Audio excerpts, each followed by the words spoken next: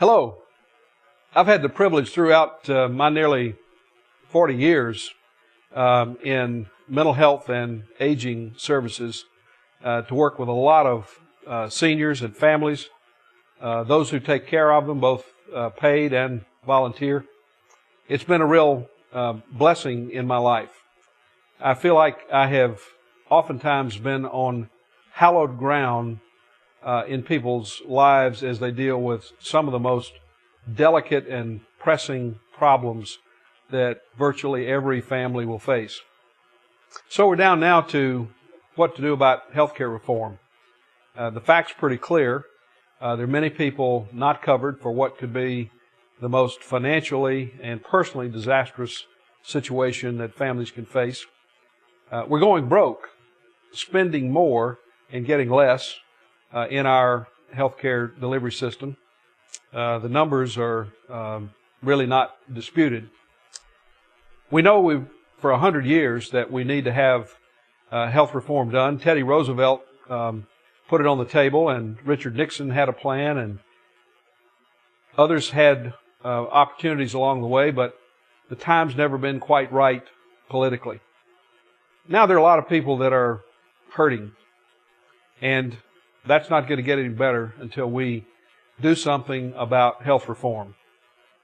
The American Association of Homes and Services for the Aging believes that health reform needs to be done now. There are two bills that have passed. That tells you that a majority of our political leaders believe that something needs to be done. We have the leadership of the President of the United States who's insistent on it, and we believe he's right about that. If you say to yourself, well, I'm not for government-run health care or Obamacare, all those kind of things, those are smoke screens for the real issue. Let's get beyond the rhetoric of politics and into the reality of the situation. If you have a child with MS who doesn't have insurance or may be at risk for not getting insurance, you need health reform. If you have someone in your family with Alzheimer's disease or a history of stroke, and you know that if they have a problem later in life that you're not insured for, it's time for health care reform. If you've been on the bad end of an insurance company that has dumped you because of a pre-existing condition or because you've needed the help that insurance is supposed to provide, and most all of us know someone who fits that category, it's time for health reform. Well, you can say it's going to be too expensive. I challenge you to look it up.